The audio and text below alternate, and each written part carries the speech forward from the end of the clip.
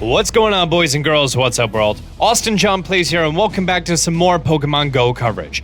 As you know, in the last week, we received 80 new Pokemon from the Johto region into the world. And today I'm going to be going over some very important information that you should know about the new Pokemon and their candies to evolve, the new item system and items to evolve, as well as some region-exclusive Pokemon.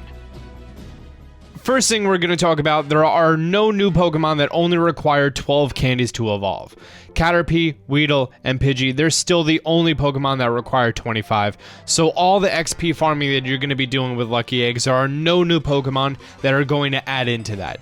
Next, in the 25 candies category, Eevee, as you all know, there's a new Espeon and Umbreon that you need to give it 2 new nicknames for it to evolve. Making our way into Generation 2, the new starters, Chikorita, Cyndaquil, Totodile, they're going to require 25 as well to evolve. We also have Sentret, Ladybug, Pichu. Pichu is going to require Pikachu candy to evolve. We have Cleffa, Igglybuff, Mareep, Marrow, Hoppip, Tyrogue. Now, Tyrogue requires 25 Tyrogue candies, and we don't know what causes it to evolve into either Hitmonlee, Hitmonchan, or Hitmontop.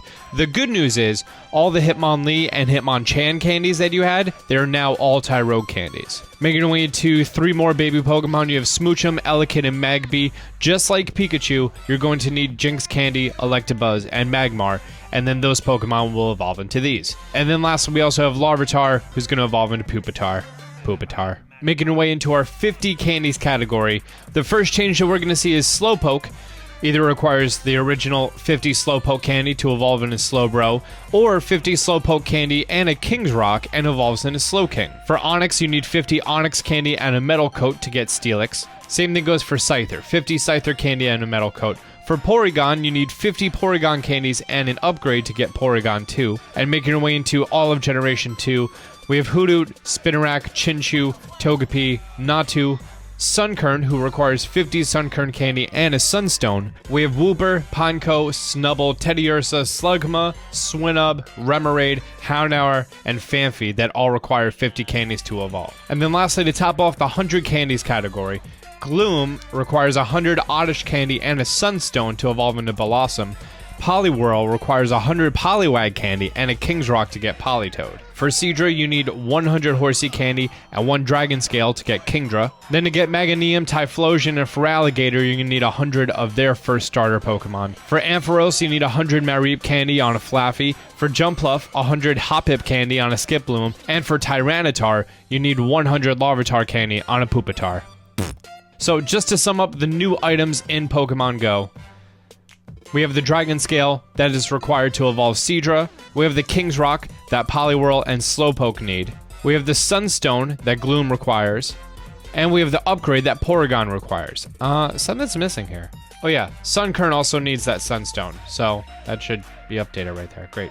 Now all of these items, they're rarely obtained. However, they're all obtained at Pokestops. So you need to be at Pokestops, you need to go around, you need to get them.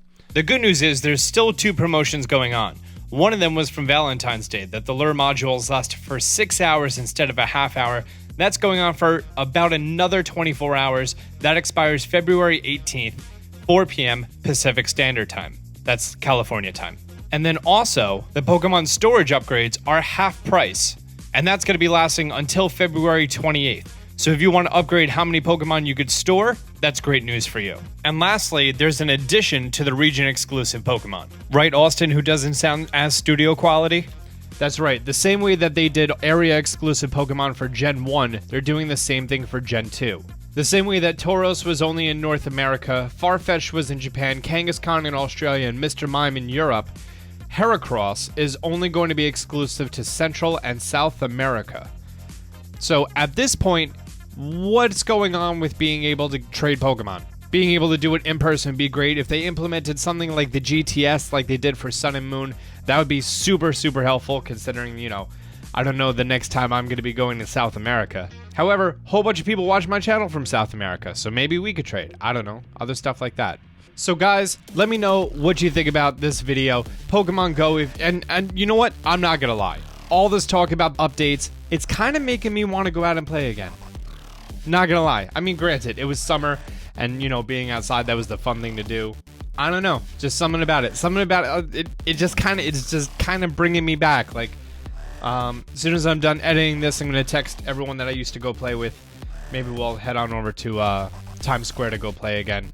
But guys, let me know what you think in the comment section down below. Also, doing a whole bunch of footage about Legend of Zelda Breath of the Wild, as well as still doing videos about Pokemon Sun and Moon.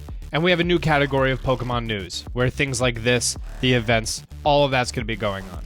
Be sure to check it out. Till next time, Austin John out.